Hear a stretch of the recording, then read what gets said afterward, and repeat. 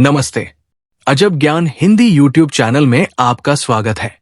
आज हम आपके लिए लाए हैं एक नई कहानी जिसका नाम है बुद्धिमान अन्ना और तीन चोर। तो शुरू करते हैं आज की ये कहानी। बहुत समय पहले की बात है। पहाड़ों और हरे भरे खेतों से घिरे एक छोटे से गांव में अन्ना नाम का एक बूढ़ा आदमी रहता था। गांव वाले उसे प्यार से बुद्धिमान अन्ना कहते थे। अन्ना बहुत गरीब था। उसका छोटा सा कच्चा घर गांव के किनारे पर था। घर में एक पुरानी चारपाई, मिट्टी का चूल्हा और कुछ बर्तन ही थे। लेकिन अन्ना के पास एक ऐसी चीज थी जो पूरे गांव में किसी के पास नहीं थी। तेज दिमाग और अनुभव। अन्ना ने अपनी पूरी जिंदगी मेहनत करके बिताई थी। उसने बहुत कुछ देखा था। अच्छे लोग, बुरे लोग, चालाक लोग और मूर्ख लोग। इसलिए उसकी बातों में हमेशा गहरी समझ होती थी। गांव में जब भी किसी को कोई समस्या होती, वे अन्ना के पास जाते और सलाह लेते। एक दिन गांव का किसान रामू परेशान होकर अन्ना के पास आया। अन्ना, रामू बोला, मेरे खेत में कोई रात को आकर सब्जियां तोड़कर ले जाता है। मैं क्या करूं? अन्ना मुस्कुराया और बोला, आज रात खेत में मत सोना। बस खेत के किनारे पर एक लालटेन जलाकर रख देना और उसके पास एक डंडा खड़ा कर देना। रामू को बात समझ नहीं आई, लेकिन उसने वही किया। उस रात जब चोर खेत में आए, उन्होंने दूर से लालटेन और डंडा देखा। उन्हें लगा कि कोई आदमी पहरा दे रहा है। डर के मारे वे भाग गए। अगले दिन रामू खुशी खुशी अन्ना के पास आया। अन्ना, आपकी चालाकी से चोर भाग गए। गांव वालों को जब ये बात पता चली तो अन्ना की बुद्धिमानी की चर्चा और भी फैल गई।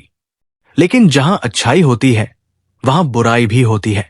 उसी गांव के पास एक जंगल था। उस जंगल में तीन चोर रहते थे। उनका नाम था कालू, भीमा, झग्गा। तीनों बहुत चालाक और खतरनाक थे। वे रात को गांवों में चोरी करते और जंगल में जाकर छिप जाते। एक दिन वे तीनों आग के पास बैठे बातें कर रहे थे। कालू बोला, हमने इस इलाके के लगभग सभी घरों में चोरी कर ली है, लेकिन एक घर ऐसा है जहां हम कभी नहीं गए। भीमा ने पूछा, कौन सा? कालू हंसकर बोला, वही बूढ़े अन्ना का घर। झग्गा बोला, अरे उसके घर में क्या मिलेगा, वो तो गरीब है। कालू ने आंखें सिकोड़ कर कहा, मुझे लगता है कि वो बूढ़ा जितना गरीब दिखता है उतना है नहीं। गांव वाले उसके पास सलाह लेने आते हैं। जरूर उसके पास कहीं न कहीं धन छिपा होगा। भीमा बोला, तब तो आज रात उसी के घर चलते हैं। तीनों चोरों ने फैसला कर लिया। उधर अन्ना उस समय अपने घर में चारपाई पर लेटा हुआ था। उम्र ज्यादा हो चुकी थी, लेकिन उसकी बुद्धि अभी भी तेज थी। उसे अंदाजा भी नहीं था कि उसी रात तीन खतरनाक चोर उसके घर आने वाले हैं। रात धीरे धीरे गहरी होती गई। गांव में सन्नाटा छा गया। दूर कहीं कुत्तों के भौंकने की आवाज आ रही थी। आधी रात के समय तीनों चोर धीरे धीरे अन्ना के घर के पास पहुंचे। कालू ने फुसफुसाकर कहा, हौले चलो, बूढ़ा जाग न जाए। तीनों चोर दीवार के पास झुककर खिड़की से अंदर झांकने लगे। अंदर अन्ना चारपाई पर लेटा हुआ था। ऐसा लग रहा था कि वो गहरी नींद में सो रहा है। भीमा धीरे से बोला, लगता है बूढ़ा सो गया है, चलो अंदर चलते हैं। लेकिन जैसे ही वे अंदर घुसने वाले थे, तभी अन्ना ने करवट बदली और कुछ बड़बड़ाने लगा। तीनों चोर तुरंत रुक गए। अन्ना नींद में बोल रहा था, हाय, मेरे तीन सोने के घड़े, अगर किसी को मिल गए तो। ये सुनते ही तीनों चोरों की आंखें चमक उठीं। कालू ने धीरे से कहा, देखा, मैंने कहा था ना, बूढ़े के पास जरूर खजाना है। अब तीनों चोरों की लालच और बढ़ गई। लेकिन उन्हें यह नहीं पता था कि अन्ना सच में सो नहीं रहा था।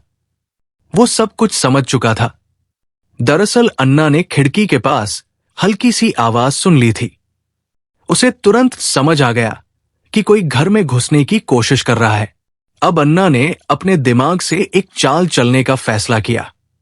वो जानबूझकर ऊंची आवाज में बोलने लगा, मेरे तीन सोने के घड़े, जिन्हें मैंने जंगल के पुराने कुएं के पास छिपाया है। तीनों चोरों ने जैसे ही ये सुना, वे एक दूसरे की ओर देखने लगे। झग्गा धीरे से बोला, जंगल का पुराना कुआं, वहां खजाना छिपा है। अब तीनों के मन में लालच का तूफान उठ चुका था। उन्हें लगा कि अगर वे तुरंत वहां पहुंच जाएं, तो उन्हें बहुत बड़ा खजाना मिल सकता है।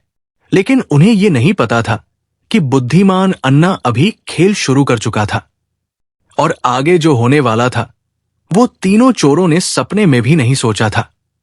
अन्ना अपनी चारपाई पर आंखें बंद किए लेटा हुआ था, लेकिन वो बिल्कुल भी सो नहीं रहा था। खिड़की के पास से आती हल्की हल्की सरसराहट ने उसे पहले ही सावधान कर दिया था। अपने लंबे अनुभव से वो समझ चुका था कि उसके घर के बाहर कोई चोर छिपे हुए हैं।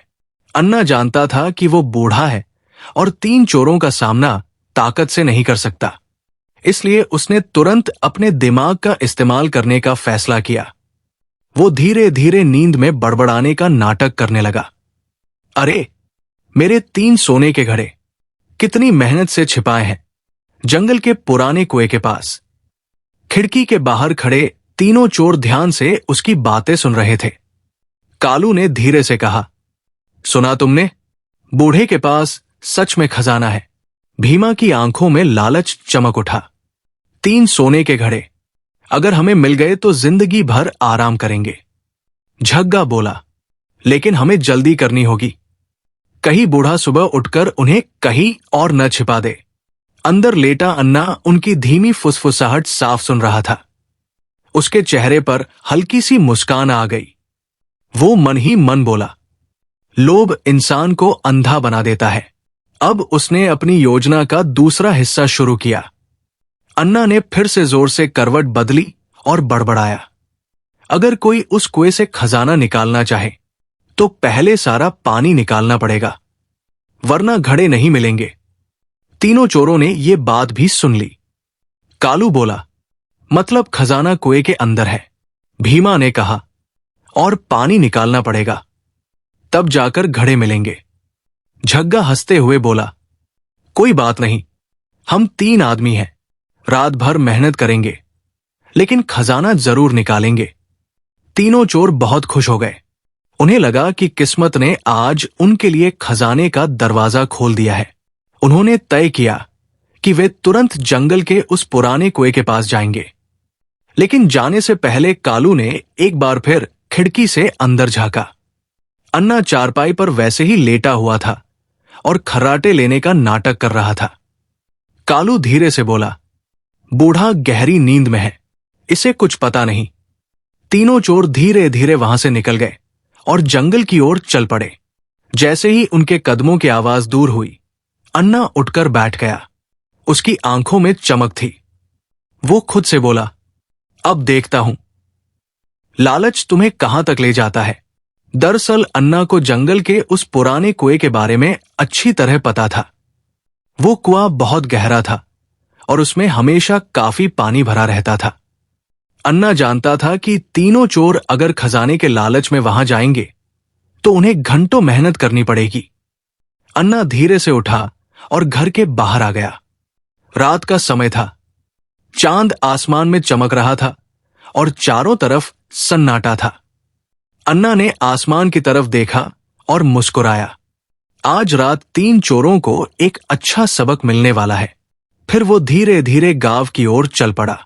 गांव के चौकीदार का घर पास ही था। अन्ना वहां पहुंचा और दरवाजा खटखटाया।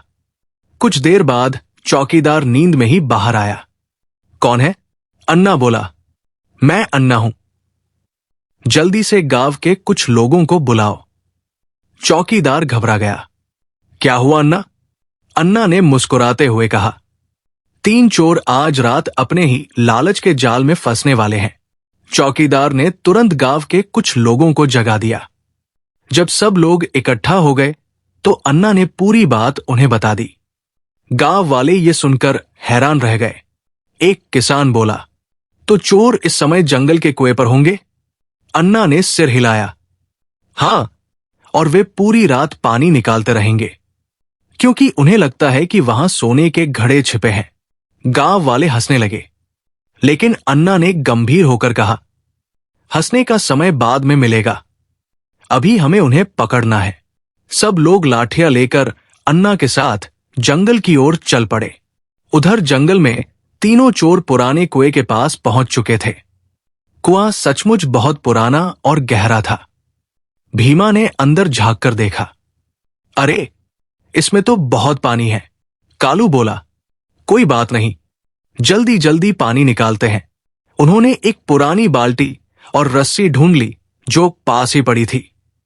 तीनों बारी बारी से पानी निकालने लगे। बाल्टी भरते, बाहर फेंकते, फिर दोबारा भरते। शुरू में उन्हें बहुत उत्साह था। भीमा हंसते हुए बोला, सोचो, थोड़ी देर बाद हम सोने के घड़े निकालेंगे। झग्गा बोला, और फिर हम इस इलाके के सबसे अमीर आदमी बन जाएंगे।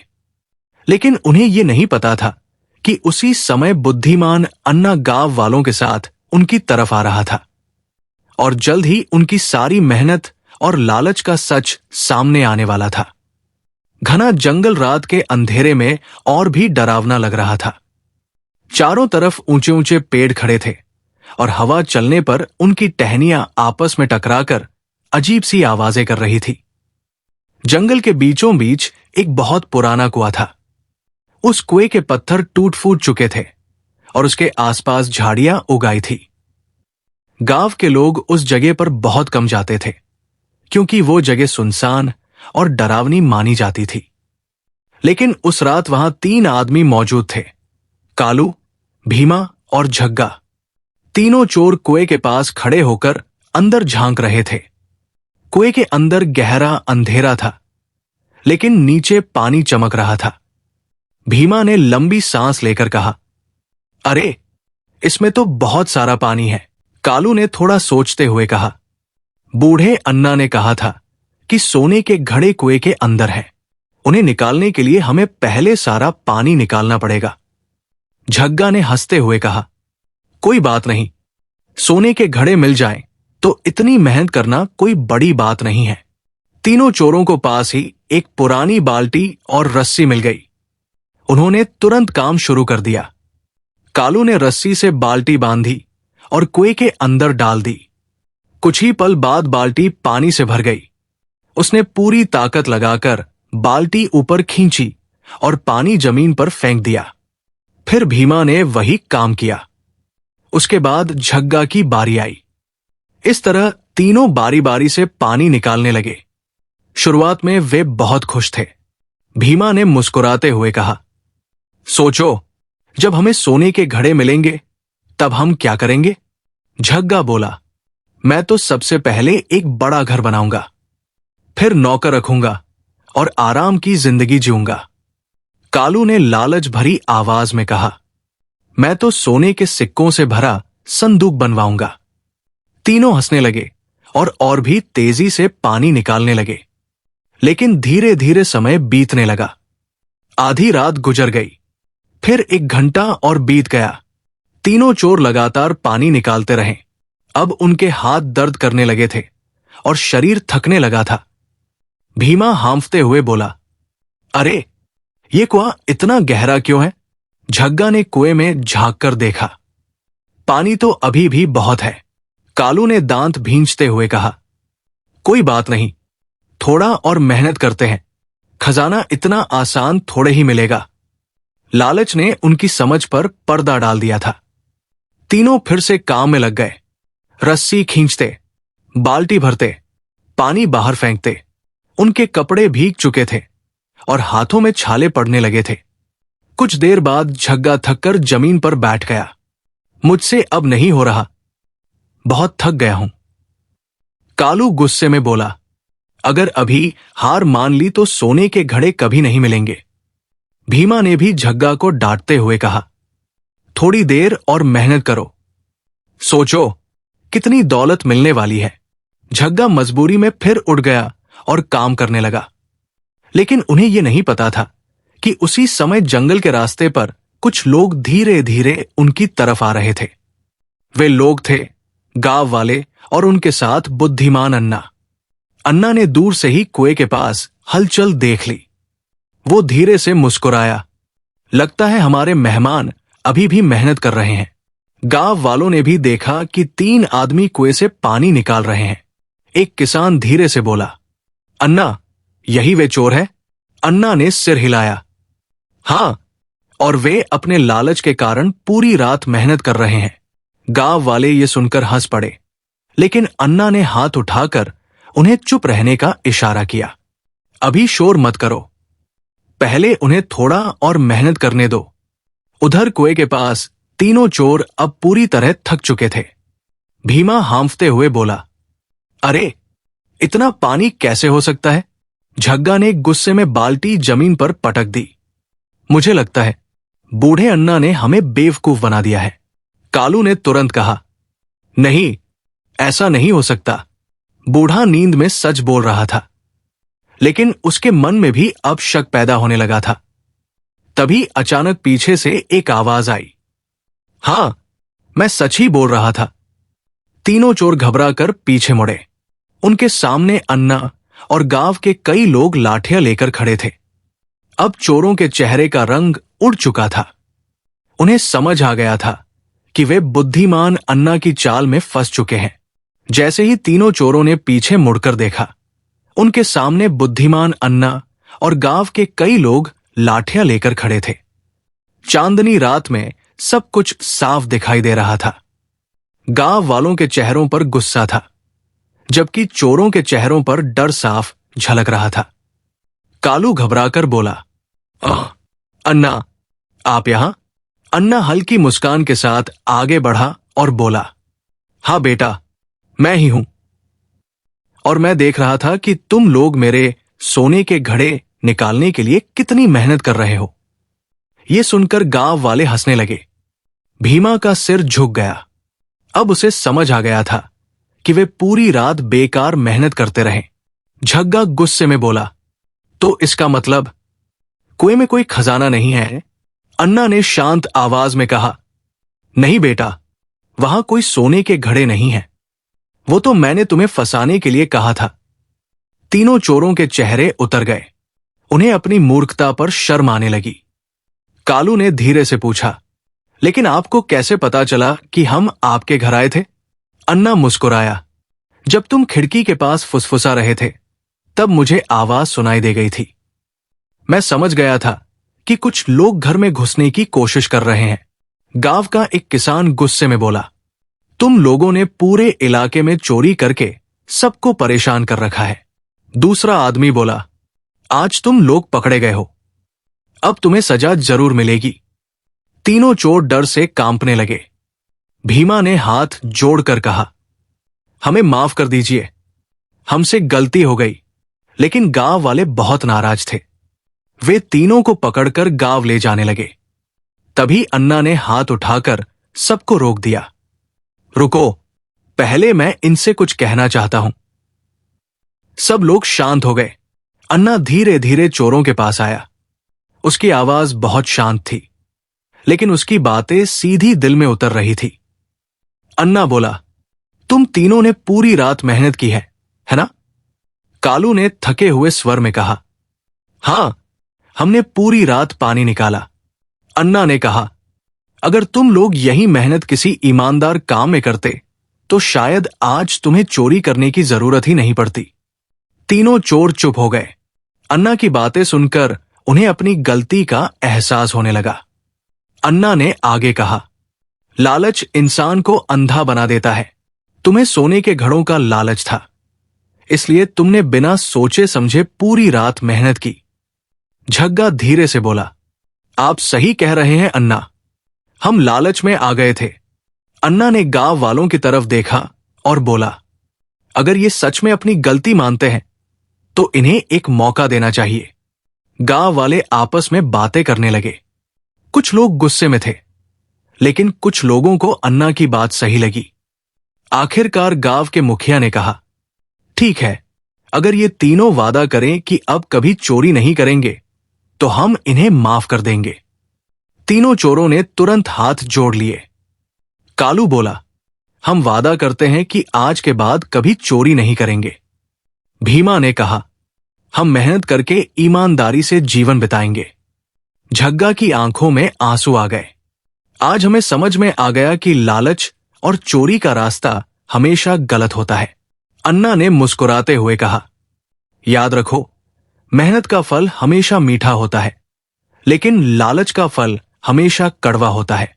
गांव वाले भी अब शांत हो चुके थे। उन्होंने तीनों चोरों को छोड़ दिया। उस दिन के बाद कालू, भीमा और झग्गा ने सचमुच चोरी छोड़ दी। उन्होंने गांव के पास खेतों में काम करना शुरू कर दिया और धीरे धीरे ईमानदारी से जीवन जीने लगे। और इस तरह बुद्धिमान अन्ना की चालाकी और समझदारी ने न केवल चोरों को पकड़वाया, बल्कि उन्हें सही रास्ता भी दिखा दिया। इस कहानी से हमें सीख मिलती है, लालच इंसान को मूर्ख बना देता है। बुद्धि और समझदारी से बड़ी समस्या हल की जा सकती है। उम्मीद करते हैं कि आपको हमारी ये कहानी अच्छी लगी होगी और इस तरह की और भी कहानियां सुनने के लिए हमारे इस चैनल को सब्सक्राइब कर लें और अपने दोस्तों मित्रों को भी शेयर कर दें।